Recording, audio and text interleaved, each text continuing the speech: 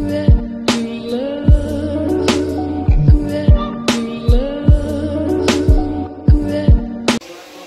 good day. Happy New Year everyone.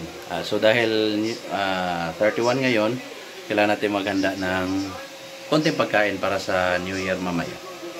So meron ako dito, hinahanda. So ang gagawin ko ngayon is adobong native chicken. Tsaka itong dinidefrost ko yung tuna at saka salmon para sa ating sashimi. Pero Happy New Year everyone. Please subscribe to my channel. And please watch my other video. So ito, papakita ko sa inyo. So ito mga sano yung native chicken natin. In order ko, so na dress na siya. Kailangan nating hugasan para gawin nating adobo. At saka yan mga sano, itong tuna natin at saka yung salmon. Gawin natin yung sashimi mamaya. So stay tuned mga sano. Hugasan ko muna tong native chicken natin. So hindi ko na lang ipapakita mga sano. Yeah. You want to say hi? Yeah. Hi! Subscribe to our channel. Okay. You want to say hi. So stay tuned mga sano. Itong manok mga sano, hindi ko to uubusin. Magtira ako mga sano para in the future. So tira ako ng isang wings. Isang legs. Ayun. Tamang-tama lang, katamtaman lang yung ano niya mga sano. Tsaka itira ko na rin siguro tong ito. Titira ko to. So ayan mga sano. So ito lang yung adobohin ko. Ayan. Teka. Ay, ano pala siya mga sano, hindi siya isang buong chicken lang. Kasi ano yung pakpaki, 3. So talagang per kilo yung tinama nila dito. Talagang itinama nila sa per kilo. Which okay lang naman. At least 3 wings yung ano yun ko. So ayan. Ito na lang. Ayan mga sano. So, hindi ko ubusin. Ito lang yung gagawin nating adobo mga sano. Kasi marami tayong handa mamaya eh. Hindi naman marami. May iba't iba pa ba? Stay tuned mga sano. Ayan mga sano. Tapos na nating hugasan yung ating manok native chicken. So, handa tayo ng garlic, onion, saka paminta para sa pangadobo natin. Saka toyo, suka. Ayan mga sano. Stay tuned. Mag-iinit tayo ng mantika muna mga sano. So, ito na yung natin, main ingredient.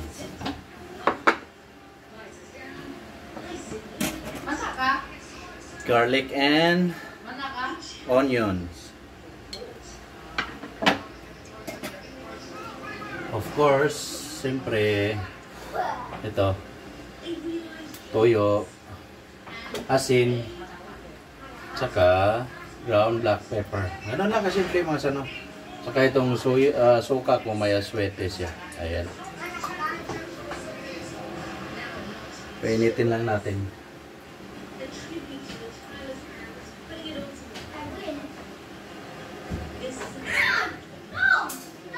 No, dito ibang.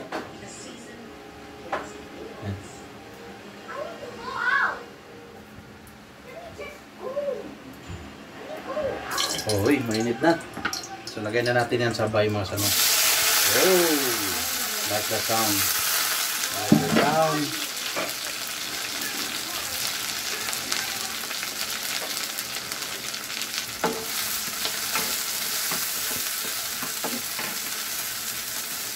Yan.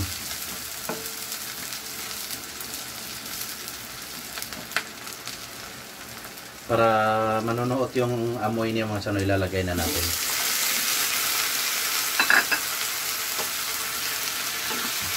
Wow.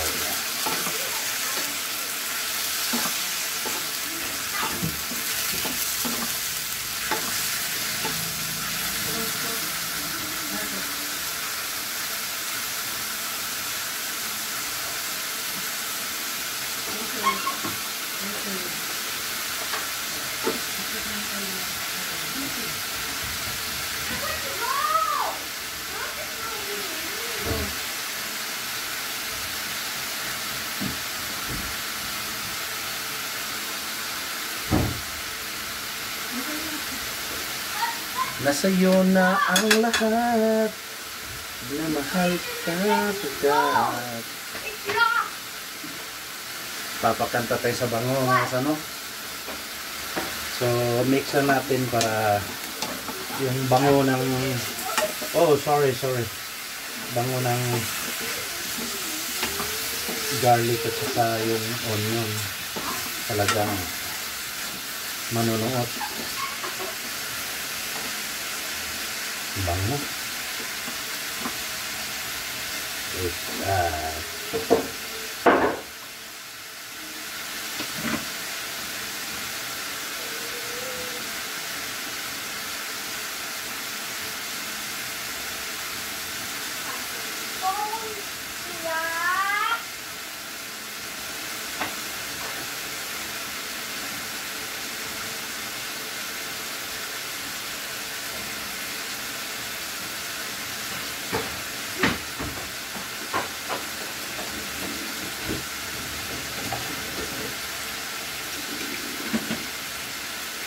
Meron na akong tinanggal doon sa legs mga sana.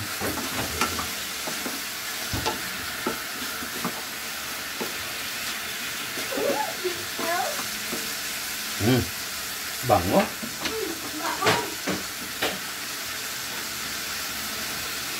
Lagyan muna natin ng isa pang pampabango. Ground black pepper. Sasablay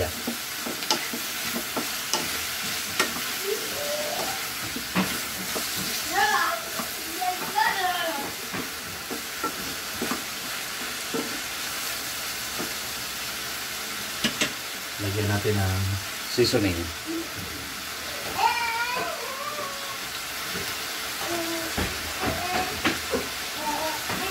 Saka i-simmer lang natin siya ng mga ilang minuto mga sano. Yun. Stay tuned mga sano. Ang bango na mga sano. So lagyan na natin ng soy sauce. Soy sauce. Hindi pa ako naglalagay ng asin mga sano para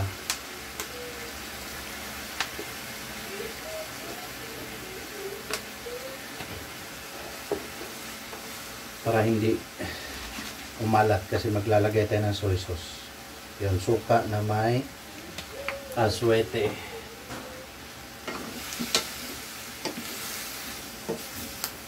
Napakasimple mga sano. Adobong native chicken. So nagtira ko nitong mga sano para sa gawin kong tinula. Siguro next day na. Magdadagdag lang ako ng suka ko na tuba. Yan tuba. Bango na, bango. Yun. Hindi naman natin damin. Actually hindi pa yun masyadong mga sano. So takpan lang natin to mga sano.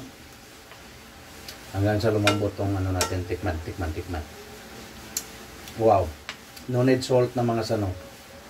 Yan ang sinasabi ko, hindi pa ako maglalagay ng asin. Baka nga hindi na kailangan. So there you go. So hinaan lang natin tong apoy. Ayun. Stay tuned mga sano. Pag ako nag-adobo ng native chicken mga sano, hindi ako naglalagay ng luya. Talagang lang ako. Garlic and onion lang ako. Suka, patis, paminta. Yan lang. Kahit try natin mga sano ito. Lagyan natin. Lang kumbaga. Extra lang siya. Oyster sauce. Extra lang. Flavor. Option lang yan. Kung sa mga ordinaryong adobo naman, wala naman yun. Hindi naman. Kahit kami nung araw, kami naglalagay nito. So mayroon man tayo mga sano, lagyan lang natin konti lang. Tingnan nyo mga sano, para siyang naninilaw. Dahil dyan sa aswete natin yung suka. May aswete. Yan lang natin to hanggang sa mantika na lang yung maiwan. Yun, sarap. Sarap sa kanin.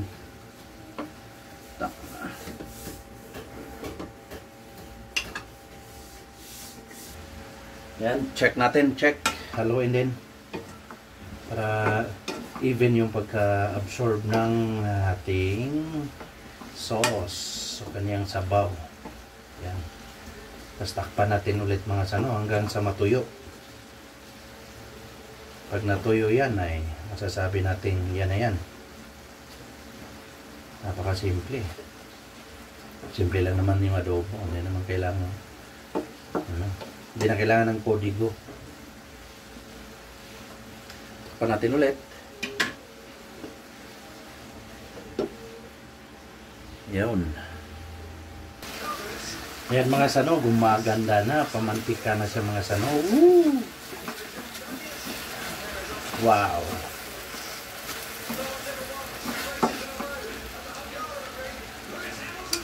No need asin na mga sano. Ayan mga sano. Kasi hindi naman matanda, hindi naman masyadong ano yung manok. Napakadali lang niya maluto mga sano. Ayan.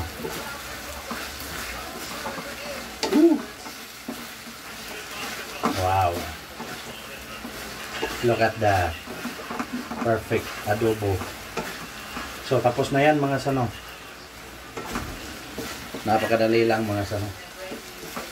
Ayun. Wow.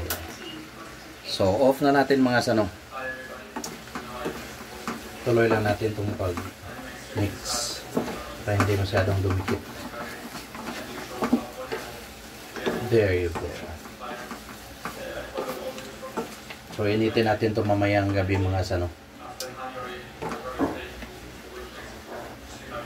Yeah. So ano lang yung cooking time niya mga sano, 30 minutes dahil sa lambot ng manok. So yan.